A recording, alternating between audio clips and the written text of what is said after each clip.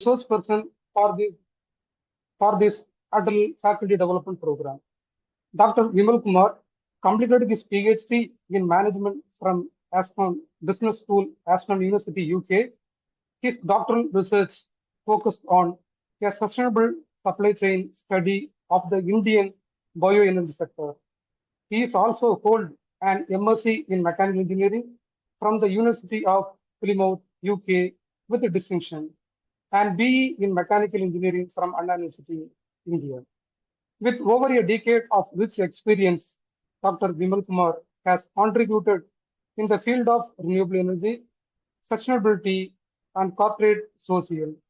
He has worked in collaboration with international academic institutions, industries, NGOs, and government agencies, making significant contribution to both research and academic. Currently, Dr. Vimal Kumar serves as the Chief Executive Officer and Director of Mangala Smart Energy Solutions Private Limited, Tirupur. Previously, he held academic and research position at Aston University, UK, and also served as a visiting researcher at the Institute of Technology, Delhi. He has published research articles in reputed journals such as Energy Policy and Management Research, and presented his work at leading international conference in the UK, Italy, and Portugal. So he is also reviewer for the journals like Energy Policy and the International Journal of Energy Sector Management. Dr. Vimal Kumar outstanding contribution have been recognized with several honors, including the Aston Business School Research Doctoral Award and the prestigious Rashtrapati Award from the President of India for his achievement as a scout. Dr. Vimal brings with him a rare blend of academic excellence and industry expertise and a global perspective and sustainability and renewable energy. Let us warmly welcome Dr. Vimalkumar Eswarlal to deliver his session and share his insight with us today. Welcome you, sir.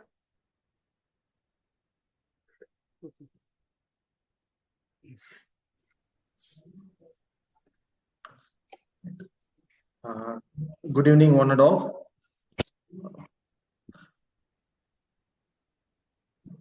Good evening, sir. Good evening. Over to you, sir. Thank you. Just let me share my screen. Just give me a minute, and then.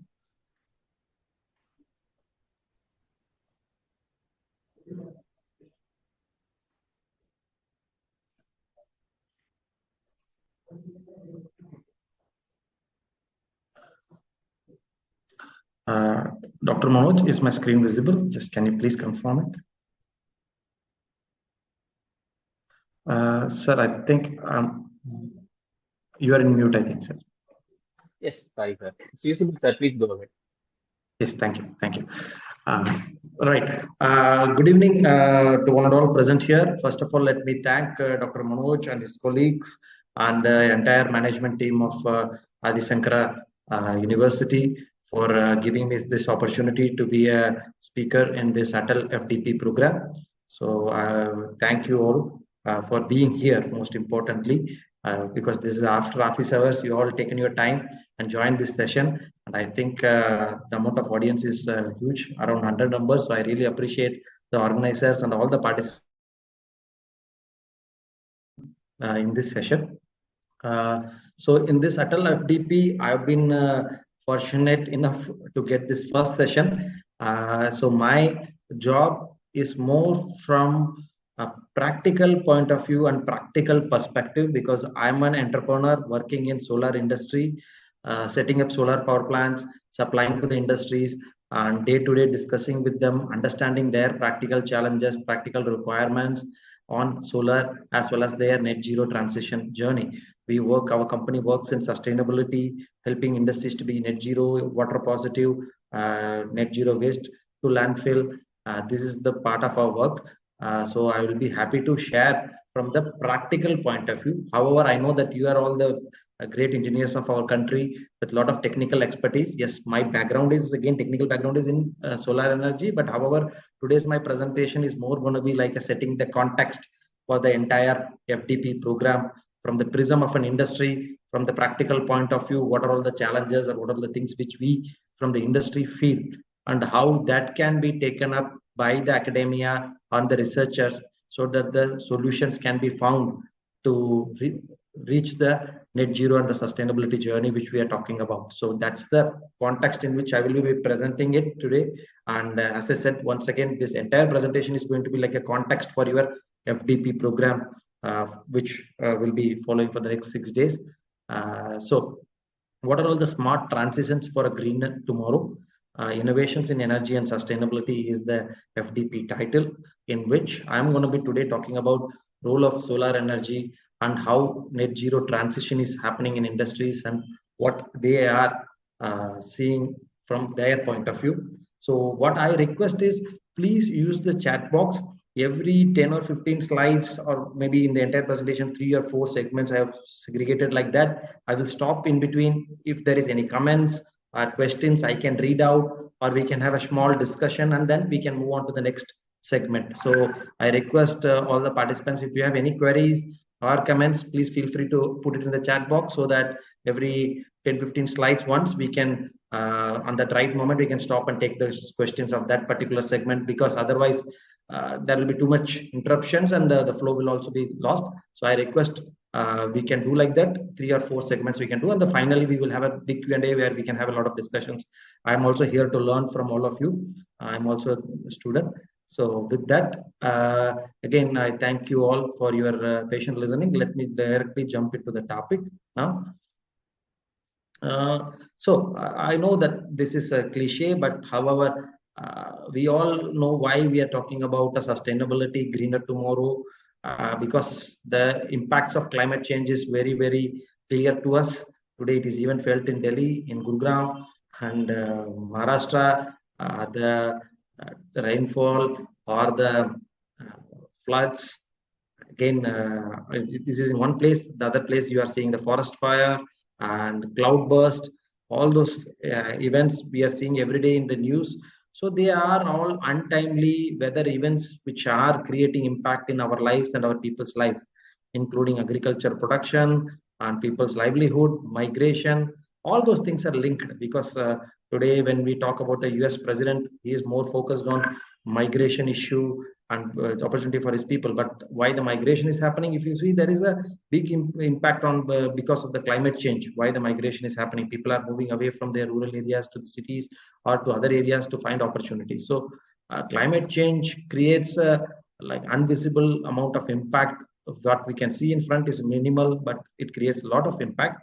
And there is clear amount of evidence available that this is not only because the current US president, everything is a hoax. So given the scenario on climate change itself is a hoax to him, but there is enough scientific evidence available. This is one of them, where Earth's climate is warming up, which is what is observed. If you try to simulate it with only with the nature, it doesn't match. Nature with human interactions, whatever the industrial impacts which we have created, only in that way we are able to match the values which we are observing, which is already nearly crossed 1.3 degrees centigrade now. So Earth is warming up very, very fast. So this warming up of Earth is creating a huge impact. The other evidence available to us is, these are all from the IPCC report, Intergovernmental Panel for Climate Change. So this is again the impact of kilometer square, million kilometer square of ice in the Arctic area. So which was in 1950 somewhere around 6, which has dropped down now somewhere in the range of 4.5. So we have lost already 2 million kilometer square of ice. So and by the time, if we continue in the same model, even on the best case scenarios, by 2050 we will be at a practically ice-free Arctic. So that's going to be a very, very serious disaster for the humankind. So there is enough evidence to suggest this. And same, global average sea level is rising. So already 0.3 meter has been risen already by 2020. If we continue in the same path by 2050, nearly 0.5 meter rise will be there, where the impact is huge for coastal line areas and countries with a huge coastal line, including India. So these evidences push us towards thinking about alternatives, thinking about a greener tomorrow, and towards sustainability. So, all right, yes, climate change is happening. Yes, you are saying human interactions, but who is contributing it? What is contributing it? So there is enough amount of study has been done. This is again from IPCC report, where in IPCC report, they have identified various areas which is contributing to the carbon emissions. And if you see, there is a greenhouse gas emission is contributing up to 1.5 degrees centigrade. In that, there are some human drivers which is creating negative impact as well. So negative impacts like nitrogen dioxide, sulfur dioxide, and some land use reflectance and irrigation is creating negative greenhouse gas emissions. So if you separate it, then still the total human influence is somewhere more than 1.2 degrees centigrade currently. So that's the amount of influence by humans which we are having on the climate change. So what are the future scenarios which has been predicted? So if the current simulated change 1.5 degrees centigrade, I think we are already in the verge of 1.5. It is not possible for us to stop below 1.5 at this moment, it seems. But at least if we try to reduce 2 degrees centigrade, this is going to be the global warming impact on the entire world. And if we don't, and if it goes to 4 degree and below above, so that's going to be the warmer world's impact. It's going to be not only in any one country or one area. Nobody can be safeguarded from these impacts by setting up some air filters or something. It has to be a huge impact. So we need to be brazen up for this. And similarly, the rainfall is also changing. Precipitation changes on the different scales also has been studied. So all this in a nutshell, what we're trying to say is the climate change impact is here, which is real. Enough evidence is available. And if we are not going to start acting now in a very serious manner, the impact is going to be very, very huge, which we will not be able to, as a humankind, able to address it and reverse it at any cost. So in 2015, in Paris Climate Change Agreement, the limit was set that no more than 2 degrees centigrade rise will be done. All the countries have signed it. So also they have set pre-industrial levels, bringing it to at least 1.5 degrees centigrade or below. We will try to stop. But I think from my personal view, we are already in the verge of 1.5. So if we are able to control it less than 2 degrees centigrade, that's a great achievement. But for that, we all need to wake up and act at a very, very fast and a quick manner. So for this, what is the need of the hour? The need of the hour is pursuing green. So that's what is the need of the hour. We need to improve our efficiency. We need to improve our efficiency in industrial production. Every activity we have to increase our efficiency. We have to get more out of by giving less in. So that's the amount of way which we need to focus on. We need to reduce our resource intensity. So the main thing is we have to decouple, because see, it's a country like India, which is going from developing to developed country. We need to grow. There is no second thoughts on that. We need to grow. We need to uplift our people. A lot of people below poverty to be a developed country. But at the same time, we have to see if we can decouple our resource usage with our economic activity and decouple our impact on environment. That is the most important thing. We have to use less amount of resources, increase the efficiency, create less amount of impact on the environment, and achieve the same human activity. That human and economic activity will lead to human well-being. There is no doubt that human well-being has to be taken care of. But that model of the last century cannot work in the same way as today, and we need to change it. So that pursuing green is the need of the hour. It's not only need as an hour, but it's also a major opportunity for us. So let me discuss on why I say it as a major opportunity in the slides further. So with this, all these discussions, as I already said, Intergovernmental Panel on Climate Change IPCC AR6 report. The next 20 years, that 1.5 degrees centigrade of warming, we are nearly there. So we need a very strong and dedicated efforts if we have to control it. So here from this point of the only we started talking about net zero. So coming back to the discussions which we want to have today, to achieve net zero by mid of this century is the discussions started if we want to achieve that 1.5 degrees centigrade temperature rise. So countries and businesses committing to net zero has become a norm today. If you are any leading agency, you have to commit your country and business to net zero, which was from Paris Climate Change Agreement of 1.5 degrees centigrade limit. This has started, and a lot of agencies have come about doing it. So, but before I go to the next slide, I have a small quiz. I don't want anybody to open the mic, but if you can just type it in your chat box. India's per capita emission in 2023, per capita emission, what is the per capita emission? If anybody knows, you can type it in the chat box. You can just type it in the chat box.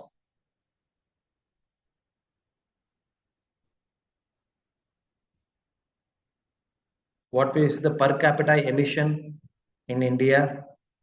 Carbon emission. I request all of you to use the chat box. And that way I will also be aware how many of you are linked with the computer. All right, okay. We get one answer.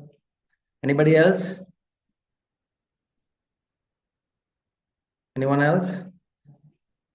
Okay, Ankita ji, Adi Shankara Media. All right, anybody else? Don't know Archana ma'am. All right, no problem. 3 metric ton, good. More inputs, some more inputs, because I don't want to be like a monologue, just me talking from one end.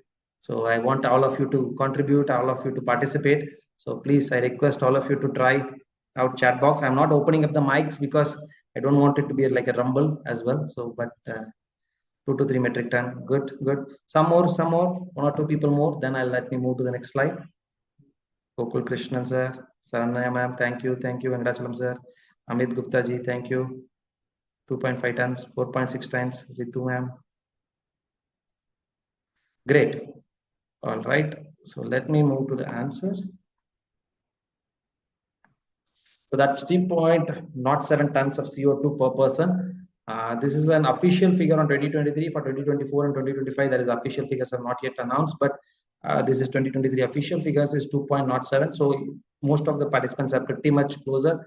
So what I'm trying to convey here is, so we are nearly using 2000 kgs of CO2 per person per year as an emission. When I came into this industry, that was in 2008. At that time, it was somewhere like 1000 kgs of CO2 per person per year. Now it has grown up to 2000. So even our emissions have grown double in the last 16 years.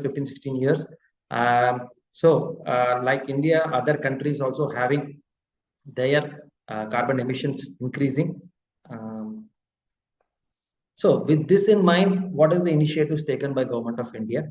Government of India on NDC in COP27 in Egypt, they have announced few plans.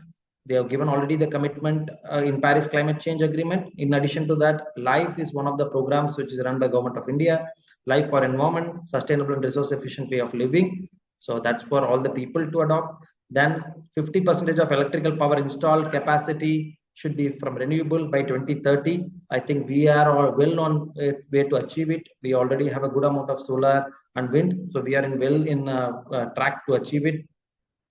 Then to reduce GHG emission intensity of GDP by 45% by 2030 from 2005 level. I think here we have a significant challenge to address it, but we are taking efforts, but it's a good amount of goal which we need to achieve. Then creating a carbon sink of 3 billion tons of CO2. Then for vulnerable sectors, climate change adaptation and net zero by 2070. That is the major goal set by our government for us to achieve net zero by 2070.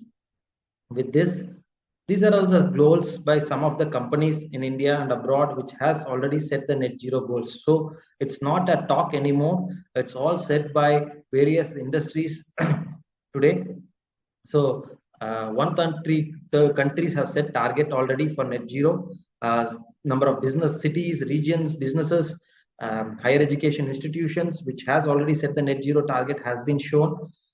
Even the Indian Railways has set carbon neutrality by 2030. BPCL, HPCL, Indian Oil, we work with Indian Oil and HPCL very closely with a lot of their bottling plants and other things, import units and everything. So there also we are working very closely with them to make sure they achieve their net zero by carbon, at least for the operational carbon, by 2046 and 2040. Reliance have set for 2035. Even all by the various big brands like banks, construction industries, or the automobile manufacturers or cement industries, all have set the net zero targets. So today the talk of net zero is very, very hot, and sustainability is in the prime of its discussions in the boardrooms today. It's not like some officer was sitting somewhere and he was doing it. It's become a very, very prevalent topic today in the industry, where everybody is involved and everybody is talking about it. Right. So here I like to bring a different point of view here. Yes, so far we have talked about why we need to go for net zero, why climate change, why net zero, and what is the commitments by the government and push from the various bodies. So that's we have discussed. Now coming to the as an industry, when I talk about net zero, whenever I ask them to go for a net zero, the preliminary question here, I may not have answers, but this is just a point of discussion or point of thinking. In which part of the cycle I should start first?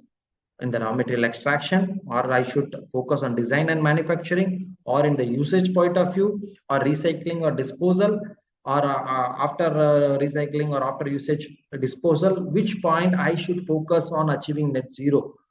This varies from industries to industry. That is why a lot of qualified and enriched people are required in field today, because industries need people with insights to take these decisions, because otherwise it becomes a very much like a greenwashing. Everybody says I'm doing it, but maybe they are not doing it on the real area which is impactful or which is very, very relevant for creating the necessary change. So whenever you select, you have to identify an area which can create a major impact, or which is the largest contributor of your emissions. So focusing on that is very, very important. So whenever we go to industry, I work with a lot of textile industries. I work with a lot of oil and petroleum industries. So that a lot of questions come. We don't have a raw material extraction under our control. Should I design and manufacturing? What should I do? So these type of questions emerge. But each sector to sector, each product to product, it will differ. But this focus on that area, which is the largest contributor for the emissions, has to be the important thing, and we have to start from there. Right, coming from that largest contributor, if you take on the GHG emission wise, energy is the largest contributor on the GHG emission. 75.7%, nearly 76% of the GHG emission in the world is contributed from the energy sector. Balance on agriculture and other industrial processes, waste and land use change, etc. But the major 76% focus is on the energy. Energy is the largest contributor. So our primary focus should be on energy and how we can address that energy transition towards a sustainable energy is the most important thing for us. So that's why we have to see where we need to focus, what should be our area of importance as well. Here, right, until this, does anybody have any questions before I move on to the main points? Just let me check the chat box. Thank you all for giving the answers. Parthiban sir, Chandru sir, Palani Chinnathambi sir have a comments. On one side we concern about climate, but on the other side we have urged to change our country, a developed nation in industry. It is contradictory. Palani Chinnathambi sir, I really appreciate your comment.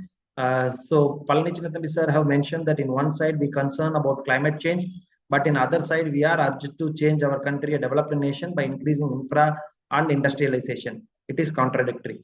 Sir, in some way I agree with you. Yes, it's a contradiction, but It's the job of engineers and the technocrats like us is to make that contradiction, convert that contradiction as a complementary thing. That is our job, I think, sir. So that is the role of all the scientists, all the well-educated mind like yours and ours, sir, is to make sure that contradiction is converted as a complementary.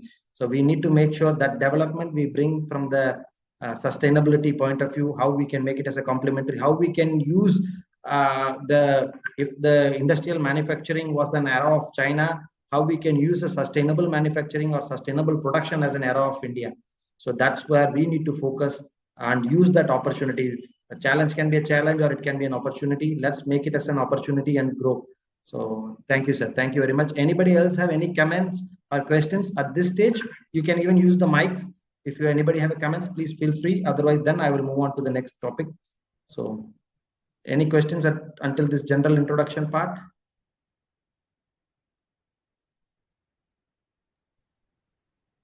You can move ahead, sir. Right. Thank you. Fantastic. Now, right. Whenever I discuss in the industry, there is a lot of confusion on the terminology. That's always the case with the sustainability. Even the terminology of sustainability is little time confused. It's the same with the net zero or carbon neutral. So I'd like to clarify those things before we go into the topic in a more specific way. So specific energy consumption is the concept used in industries today, especially export-oriented units. Export countries buyers started asking what is your SEC in a very predominant way. So per kg of product or per ton of product or per piece of product, what is your energy consumption is the thing, and how you can reduce per piece of energy consumption. That's one thing. When it can be similarly compared to a carbon neutral GHG emission. So people are working on carbon neutral GHG reduction. I will give you some examples in a very quickly. So neutral emissions means representing or reducing GHG emission by removal or offsetting the GHG by, you can do a tree plantation or you can set up a solar power plant. So by those offsetting techniques, you can reduce your total overall GHG emission reduction. But at the same time, at that particular process, your GHG will be there. But ultimately, you have offset with some other activity to take care of that GHG. That happens in carbon neutrality. But at the same time, specific energy consumption reduction looks at how much energy consumption in the particular stage you are reducing. So these are two distinctive concepts which we need to keep in mind when we plan for carbon neutrality or carbon zero. So what is the difference when we talk about this terminologies? This is again coming from the SEC point of view.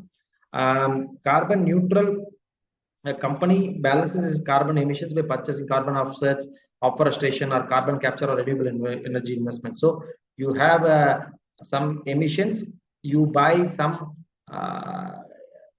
carbon offset mechanism by tree plantation or renewable energy, and then you make it zero.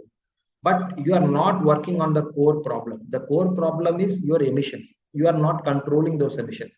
So today, even when I talked about the net zero, everybody is talking about carbon neutrality. Most of the companies, they are not talking about the real zero emissions. So that's the carbon zero. In carbon zero, you need to do deep reductions in your emissions itself. Whatever the process, you have to increase your efficiency there. And before using any offsets, maybe the balance 10% or 20%, still the energy consumption will be there. For that, you can do offset. But people directly going for offset is not helping the planet, because you are not taking effort to be efficient or energy efficient. As I said, we need to look at both the things, resource efficiency and also to minimize the economic impact. We are trying to do, once we create an impact, we are doing an alternative thing to take it. So just to give an example, it's like avoiding having a fever is the best way to deal with it. But having a medicine after having a fever, that's like the carbon neutrality. So you have a fever, you take a medicine, you get better. That's like carbon neutrality. But being healthy, eating healthy foods and keeping yourself fit to not get fever, that's like carbon zero emission. So when we talk about net zero, we have to focus on first reduction, the main issue. Okay, let me come with this one analogy. This is an analogy from Abraham World Insight, called as Abraham World Insight in World War II. So, how many of you know about this analogy, sir? If anybody knows, can you put it in chat box? Anybody knows about this story in the World War II? So this is in UK. This guy, there were a lot of flights when we're going in. They got hit and never returned back. But whatever it has been returned back, whatever is returned back has been analyzed, and they identified these are the major areas which got hit. Okay, and then they tried to do a better infrastructure in those areas. So what they did is they put more thicker plates or thicker metals over in those regions where you see the red dots, and then they send the flights. But in spite of doing that experiment also, still the number of casualties was high in the World War. Can anybody tell why?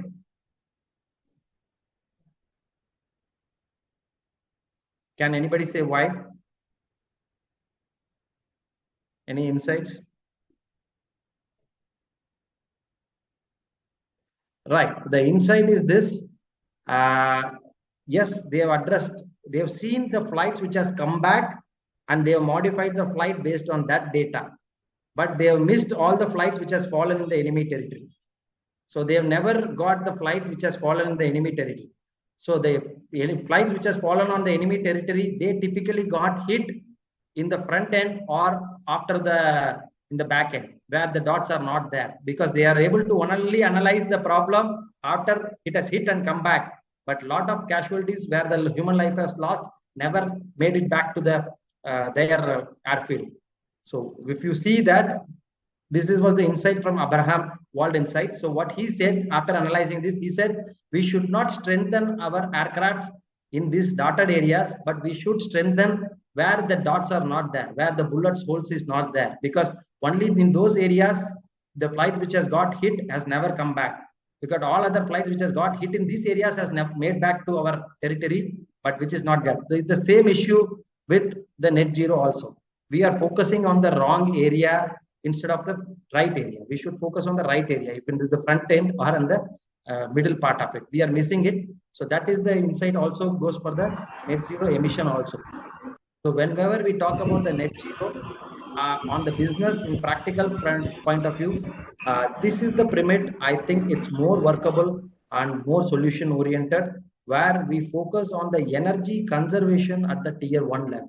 That's the most primary important thing to achieve a net zero in business transition.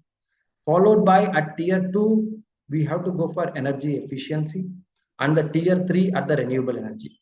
But most of the time I go to the industry, it is the other way around. Nobody is bothered about energy efficiency or energy conservation, because it is very easy to install a solar power plant. You invite a vendor like me, you get 2-3 people's quotation, you ask one person to install a solar. It is easily done. But that's not the real solution. You are not addressing the core problem by doing that. So that's what I mentioned about Abraham World Insight. So we have to focus on the real issue, and the real issue lies with, we have to go through this pyramid approach, tier 1 and tier 2 and tier 3. So let me give some example. When I talk about energy conservation, these are all the tips or steps you can take without much investment in the industry, but you can save energy. Just for example,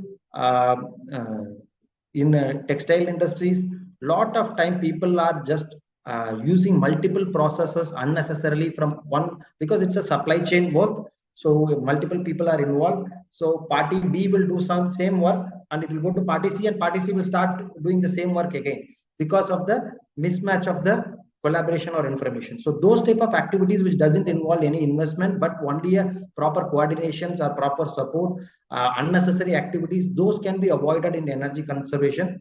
So like using smart sensors, turning off lights, shutting doors, and even cleaning and maintenance, these can all save huge amount of energy using natural sunlight. So these are all not energy efficient equipments as such, but with common sense and prevailing human coordination, we can save a lot of amount of energy. That's the first step in the industries, which today is educated even by Bureau of Energy Efficiency. Then followed by second step on energy efficiency, where better technology is available where you invest money and you reduce your specific energy consumption by involving a better technology. So changing tube lights, we were using 40 watts. Today we have gone for 20 watts LED. Ceiling fan, we were using 35 watts. Today we are using 70 watts. We are today using 35 watts.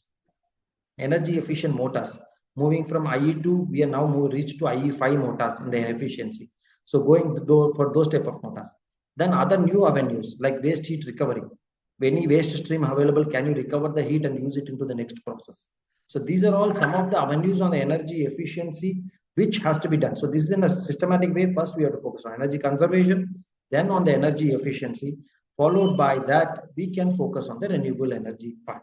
Because if we don't follow this approach, we will still be wasting a lot of our energy and resources on as a country as a whole or as a humankind. Still, the company might be a carbon neutral company, but still they will be still wasting a lot of useful resources. So that's the approach which we need to take. So coming to the renewable energy sources, there are various amount of sources like wind energy, solar, hydro, geothermal, or biomass. In this, I will be focusing today more on solar. If anybody have any other questions on any other technology, I will be happy to address. Coming to solar, carbon dioxide emissions by energy source, we all know that solar have the lowest amount of emissions. This is based even on the production data. So manufacturing of cells and panels will involve some amount of energy. So that is also being taken care of here. The second good reason for us is why we need to focus on solar is we are lucky enough to get the good amount of solar energy resources from the sunlight available to us. So we have been naturally lucky in that way. So we have to use that for our advantage in solar segment. And the third important reason is the prices of per unit of electricity produced from solar has dropped drastically. It has come down where it was in 2008 when I entered the field under Jawaharlal Nehru Solar Mission. It was tendered at something like 18 rupees, 19 rupees. Today the prices have come down to 2.5 rupees, 3 rupees, and whereas the actual cost of electricity has come down to 2 rupees per unit, which is even cheaper than the coal powered sources. So we have been very, very lucky on that front. So the costs have also come down. So these are all some of the advantages which I have already mentioned. There is no cost of sunshine, so there is no fuel cost, operational cost. So 1 hour of sunshine can power the globe for entirely for 1 year. That amount of energy is available in the sunlight. So the immediate installation, we start getting the benefit. It is abundant. It saves electricity, low maintenance. It also creates a distributed generation and distributed wealth circulation as well. So that's an additional advantage of solar. And of course, it reduces the carbon footprint. But at the same time, there are some considerations or some aspects which we need to keep in mind when we plan for solar. And this is one of the drawbacks of solar for industries to adopt is the time of delivery. It is not like a coal power plant where you have a 5 megawatt means it is delivering 4.5 megawatt constantly at all the times. It's not like that. It's the generation varies based on the time and the sunlight intensity. So it's like a inverted bell. It's like a bell curve, and so generation reach at peak at noon, but at the same time it goes down as the weather changes. So we need to have an alternative source of energy to address this gap. This is not only a daily seasonal variation, but there is also a variation. This is a generation of a 1 megawatt plant month-wise generation. So there is also a variation on the month-wise as well. So a company or an industry cannot just work based only solely on solar. So because your demand of power is constant or particular amount, but the generation from solar varies. So there might be a need of various other technologies, including battery energy storage systems today. In BESS, requirements have started coming up for solar plant also now. But these are all some of the requirements today available in the market. Right. Before I get into solar thermal. Anybody have any questions? You can unmute and share or type in the chat box. I'll just hold here for 30 seconds. If not, then I will move ahead. Anybody have any questions or comments so far?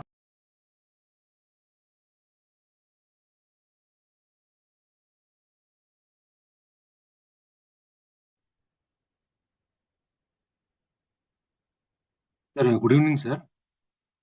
Sir, good evening, sir. I am Dr. Balaji from SRM.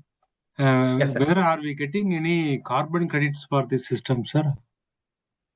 Carbon credit market is active, sir. So in April 16th this year, government have introduced a gazette notification for carbon trading in India. So previously the carbon trading was happening in abroad. In Indian market was not there, but government have brought the gazette notification. The Bureau of Energy Efficiency is the operator main in charge for that, sir. So they are setting up all the online platform and everything for trading carbon, sir. Currently, Yeah, I hope for approximately for if you are going for 100 kilowatt solar PV plant, how much carbon credit we may expect, and what will be the value for 1 year, like that, sir, to understand the. No, absolutely fine, sir. Absolutely fine. So I'll answer in two ways, sir. So 1 ton of CO2 is equal to 1 carbon credit, sir. So that's a straightforward answer. But to answer your questions, 1 ton means, for example, every unit of electricity today is something like 0.72 kg, sir. So something like 1,200 units will be like 1 ton of CO2 saving, sir. So 1,200 units of electricity will be equivalent to 1 carbon credit, sir. If you produce by solar, I'm talking about solar, sir. Something like, sorry, the numbers are wrong. Units. 1 second, sir. 0.72. So 1,389, sir. 1,389 units of electricity will lead to 1 ton of CO2, sir, which is equivalent to 1 carbon credit, sir. Okay, so sir. that's, yeah. So it varies on year to year, sir, because we have to see the average power every year. The Central Electricity Regulatory Authority, they release the GHG emission of the average power purchase in India. So based on that value, this year it was 0.72 kgs per unit of electricity. For that, we are getting 1 carbon credit. But to answer your question, the market price in India is not yet available, sir. But I can give you an example of one of my clients who have recently done. They have a 1 megawatt, 1.3 megawatt DC, 1 megawatt AC solar power plant, sir. They produced around 18,50,000 units, sir.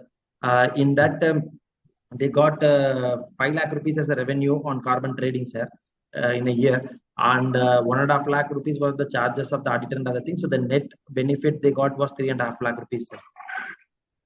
Okay, sir. Okay, sir. Thank you, sir. So this because this from the practical example I'm giving you, sir. So it's yeah, there is a verification. Similarly, sir, mostly this PV we are importing, and whether in India we are manufacturing as this PV. No, sir. In India, solar panel manufacturing, you have more than 500 units now, sir. But to be honest and frank, you have to understand in what level you are manufacturing. Like just if you take a garment, you can bring a fabric from somewhere and you do a tailoring work, just a stitching work. So that way we are doing paneling. But in producing the inside cell wafer, where the most amount of value is there, India is still at a very early stage, sir. But government of this PM Surya Ghar scheme, you might have heard, in which 78,000 rupees subsidy is given to install solar at home. So government have allocated a huge amount of money. 78,000 crore rupees has been allocated by central government for that. In that entire scheme, you have to use the cells also made in India. Already 7-8 companies are available in India which are making cells over here, sir. Which is a huge investment, but resources being restricted by some countries. Our resource availability is restricted by some countries, but in spite of all those challenges, our people from this country is picking up, sir. Okay, sir. Okay, sir. Thank you, sir. Thank you very much, sir. Thank you. Thank you, sir. Right. Anybody else have any question, or shall I move on to the next part? Right.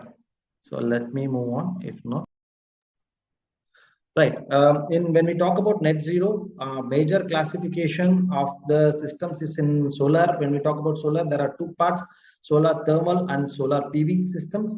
Solar thermal, where heat energy is being generated using the solar system, and that heat energy is either used for process or it can be used even for the power generation. So in that, if you see, these are all various types of solar thermal technologies available. I have a detailed presentation although also in this, but due to shortage of time, I have not included that. I will be focusing only on solar PV, which we will start after this. But in solar thermal, we have a double axis tracking system. There are two major classifications, concentrated and non-concentrated. In concentrated, we concentrate the sunlight into a particular point and increase the temperature of the fluid or steam, whatever we have inside. In non-concentrated, it is like an open atmospheric system where with the like regular water heater and things, we are able to increase the temperature where the sunlight is not focused onto a particular point.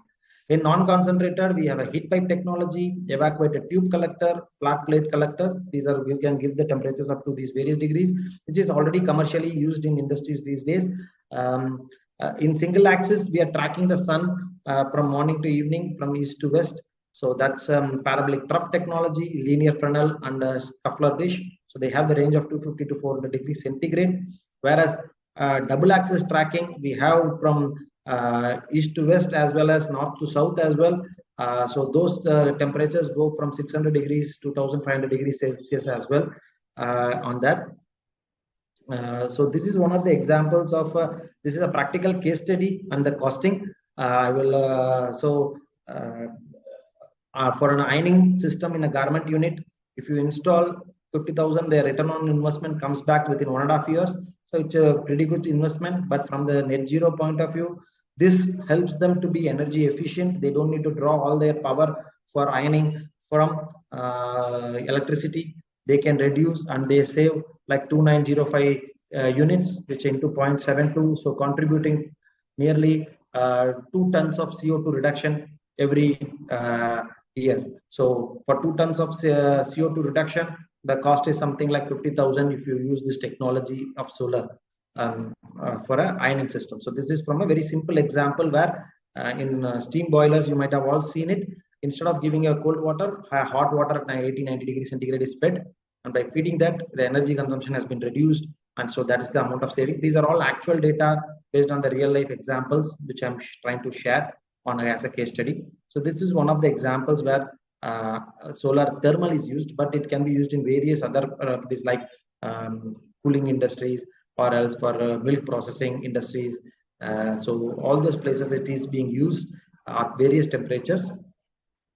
Now coming on to the rooftop solar power plant. Here I'm sure most of you are aware about the systems, but however, I'm just trying to give the practical point of view, how this is operated today in the market, what are all the challenges faced by the industries and how this can help in achieving the net zero for us. Today, most of the industries are adopting solar power plants.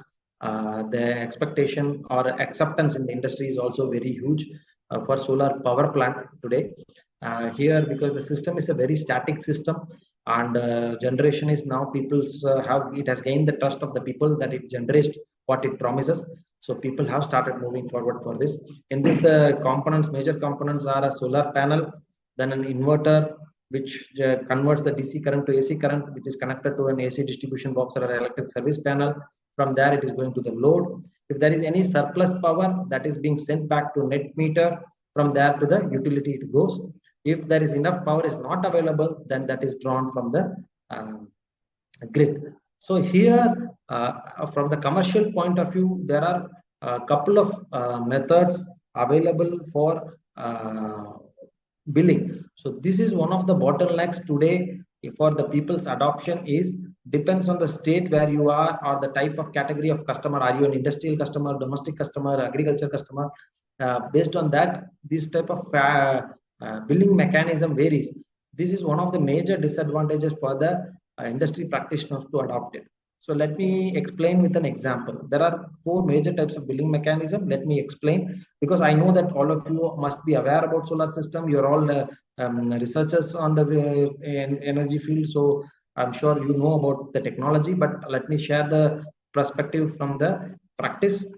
So there is a billing mechanism called as a net metering mechanism. For example, in Tamil Nadu, this is applicable for domestic consumers only. So let's assume that in a day and night per month, you are using something like 1500 units altogether. Your solar power plant is producing 1000 units in the daytime.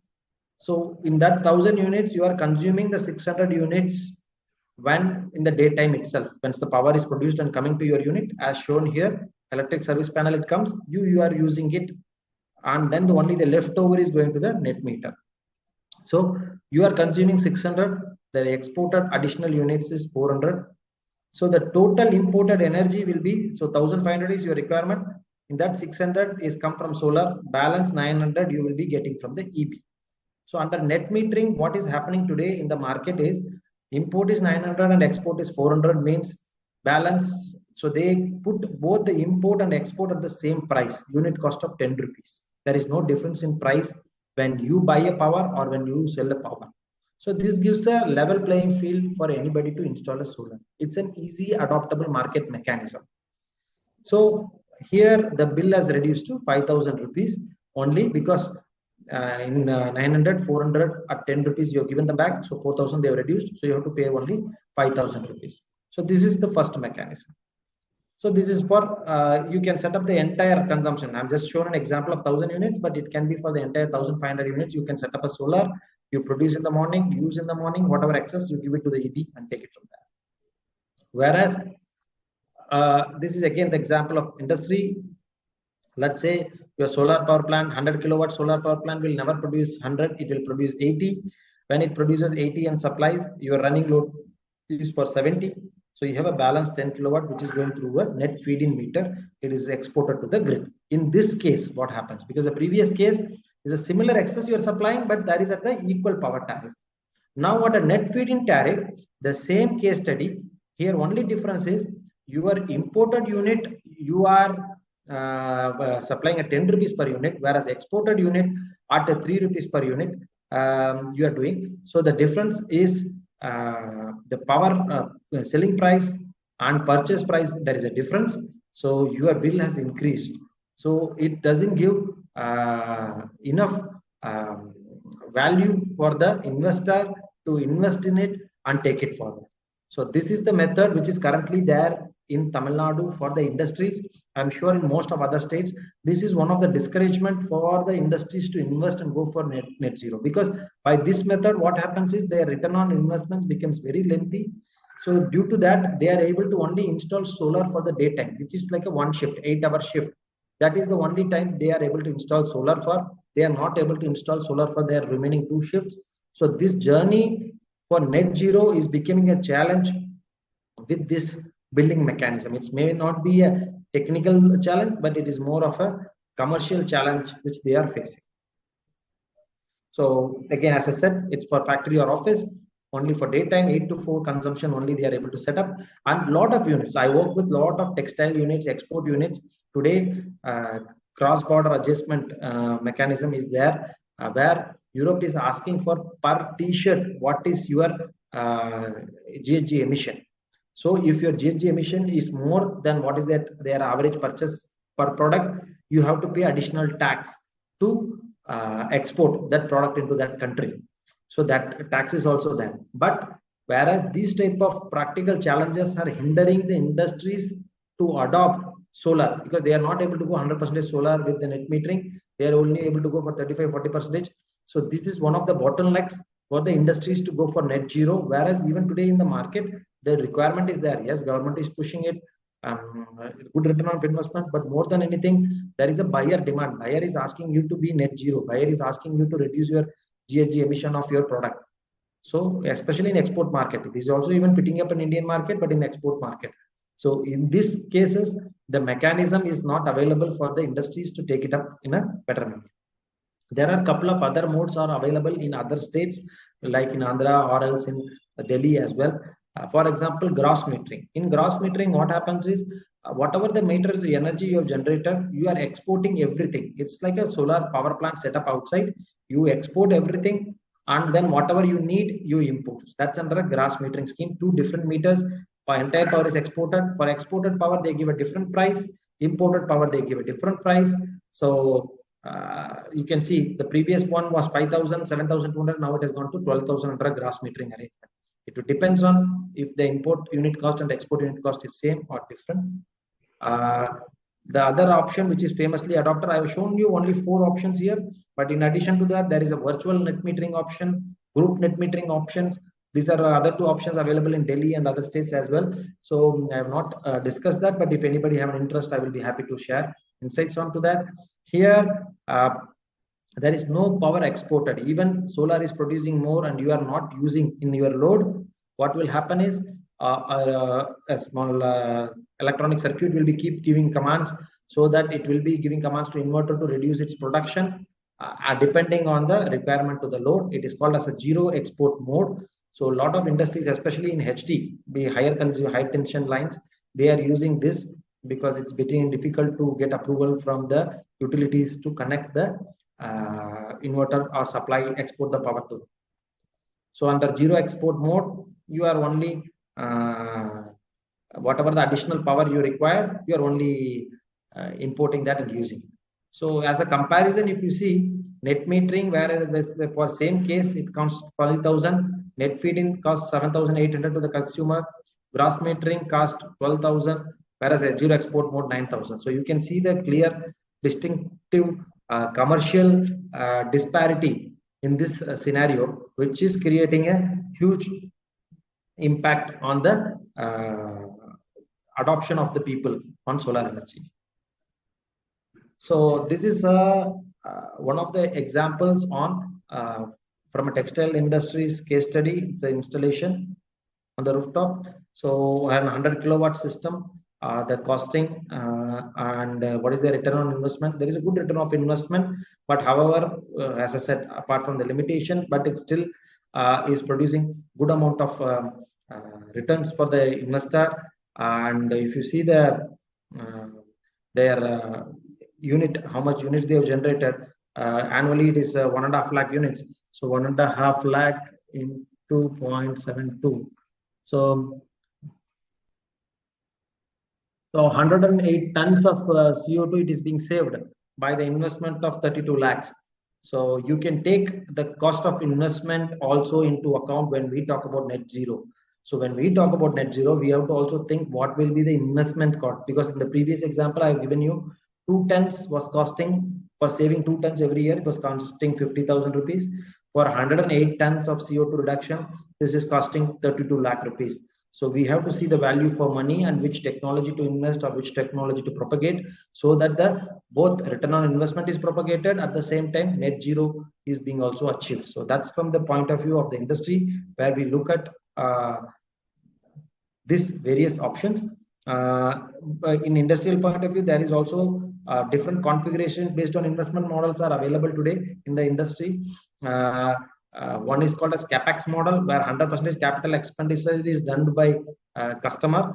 So as an installer like us, we go set up the solar power plant, get the money from the customer, and then he uses it, and if there is any excess power, he supply to grid. That's a simple capex, 100% capex model.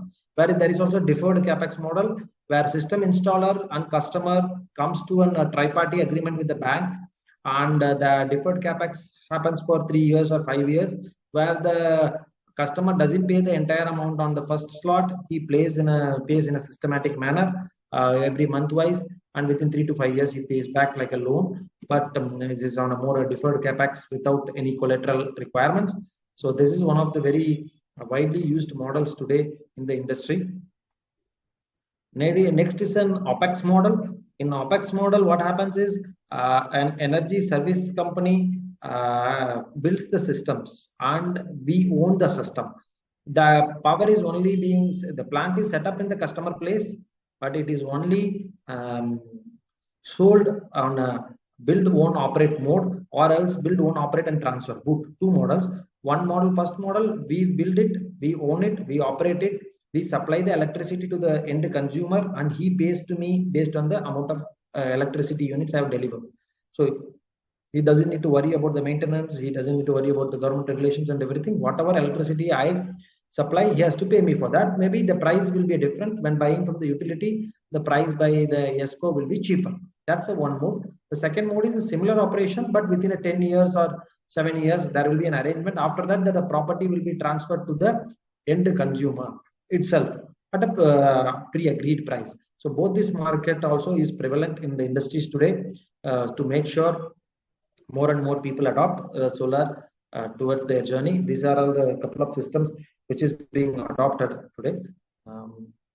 Right. Next, I go to utility scale power plants. Before that, any questions? Anybody have any comments?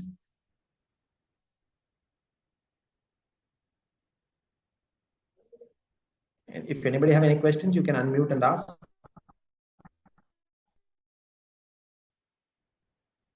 I'll just put that on.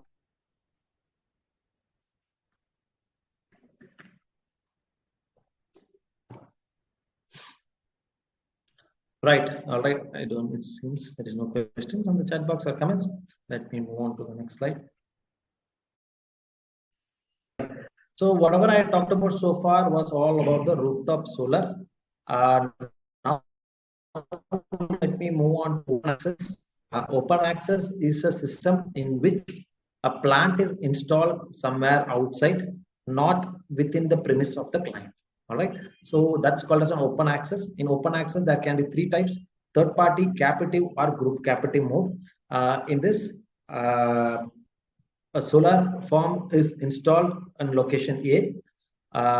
First, let me explain a third party mode. In third party mode, what happens is, let's say I'm a power producer. I set up a plant in location A.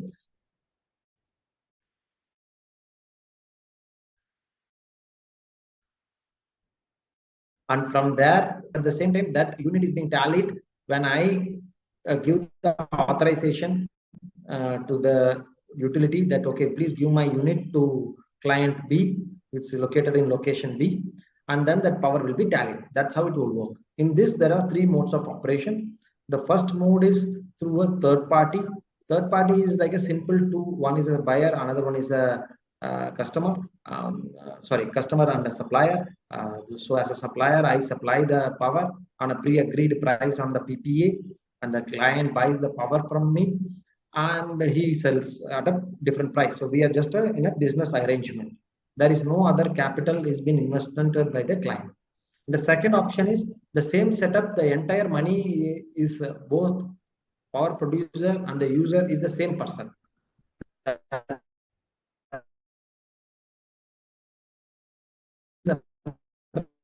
Captive mode on the network charges, because when you supply power from point A to point B for the substation and also the lines, you have to pay a charge to the utility. But if you are doing as a business transaction, but if it is for your own consumption, the amount of charge is less. So a lot of people set up with their own capital.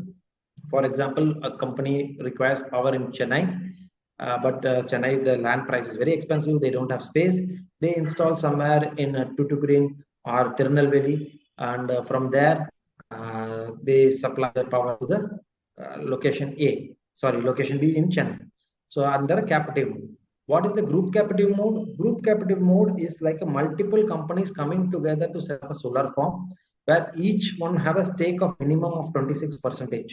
You should own an ownership of 26%, and then install the plant and take it up. So that's how it will be. From that point, it will be supplied. So there will also be discount in the power trading mechanism, and for the client, the cost savings will also be there from the power saving point of view. So these are the three modes available in the utility scale power plant for the end consumer. So with this, let me reiterate before I open the floor for discussions. So I like to add a couple of points. So net zero transition in industry is today happening. It is happening for various reasons. So I can want to list down some of those reasons. One is it makes a good economic sense. That is number one and paramount. Any change without economic sense, if you push it, it is going to be not adopted with the full heart or at the full scale. Second, regulations are promoting it. Third, buyers are asking for it. Buyers are today asking for it. They are asking for more greener power. They are asking for more greener products. Demand from the customers are there. So that is number three. Number four, good marketing and branding avenue. So companies going out and telling today I'm a net zero brand. You can see all the big companies how they've claimed in 2040 or 2046. Even they've not achieved it yet, but they have put up a statement. They've done a big show saying that by this year we will be doing in this way because everybody want to make sure that they are environmentally sound company. So that's the type of approach they are doing. So I will suggest that net zero is the way forward. There is no options available for us, but at the same time, as a technocrats and as researchers, it is our job to make sure we provide the right technology and right solutions to the client. Again, I would be happy to take up any technical questions as well, but my perspective today was more from the context of industry, where what type of systems are being adopted, what type of solutions. But here I like to, before I open up for the discussion on the battery energy storage system. As I said, currently we are doing for one of the case studies for a spinning mill in Coimbatore. We are installing a battery energy storage system for 5 megawatt hour. The reason for them is because this company already have excess solar. So they have a rooftop solar of 2 megawatt hour. They also have an outside, like open access captive power plant of 5 megawatt hour outside.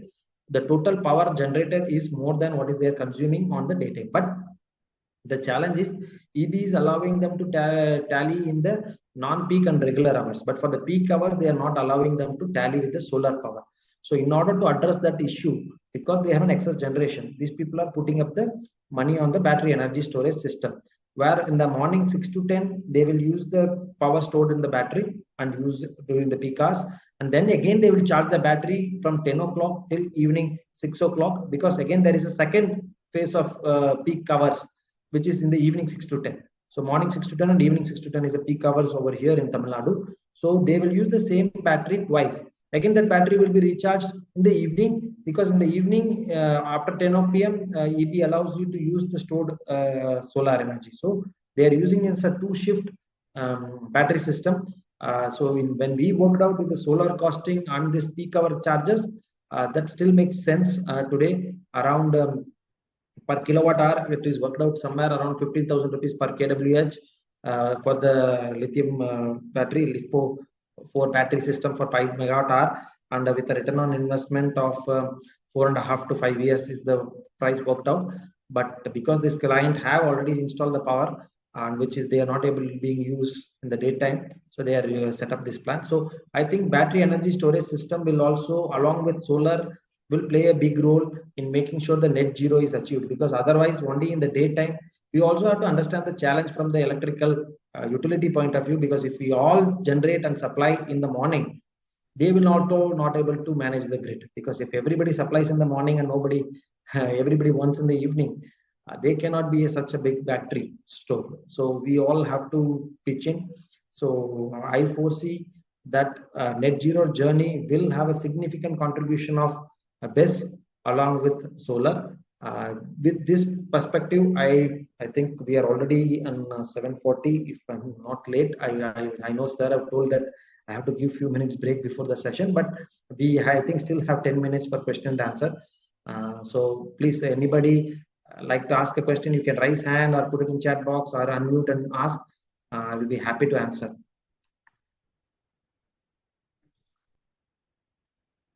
Right. So I have few questions in chat box, I think. Kindly send me previous session feedback form. Kindly resend, sir, for plant visit, sir. We are near Tirupur based engineering college. Sir, my details are already there in the screen, sir. So you please note down and get in touch with me, sir, so that I can update you. In the meantime, any other questions, sir? Anybody else have any questions?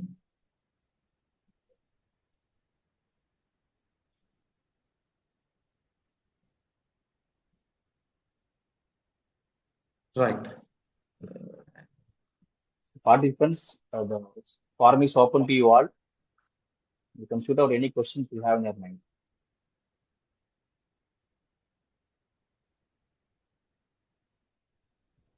Right. I think there is no questions from the participants, and I suppose. So thank you, Manu sir, and thank you, Adi Sankara team and all the participants for the opportunity. I wish you all the very best for the FDP program. And I hand it over back to you, sir, Manu sir. Yes, sir. Thank you, sir. Can Thank you for government? joining with us and spending your Yes, sir. valuable time with us. Thank you, sir. Just I think there is one question from Archana ma'am. Can government pay subsidy? Archana ma'am, already for the domestic market, there is a subsidy available. For industry, there used to be a subsidy, but not anymore because the prices, as I shown already in the case studies, it has become a very viable economically because the return of investment is within 2.5 years, 3 years. Now, only for the domestic system, there is a good amount of subsidy available, up to 78,000 rupees. So I think that answers your questions, ma'am. Again, over to you, Manu sir. Thank you. Yeah, thank you, sir. Thank you. So thank you for spending your valuable time with us. I know you are in a tight schedule. You are packing. You are packing to go to Bangalore, and within this short period of time, you accepted our invitation and engaged with us and delivered and shared a lot of new information, which is very new to the academicians like us. Thank you once again for being with us, sir. Thank you so much. Thank you, sir. It's my pleasure. Thank you. Thank you, all of you. Thank you, sir.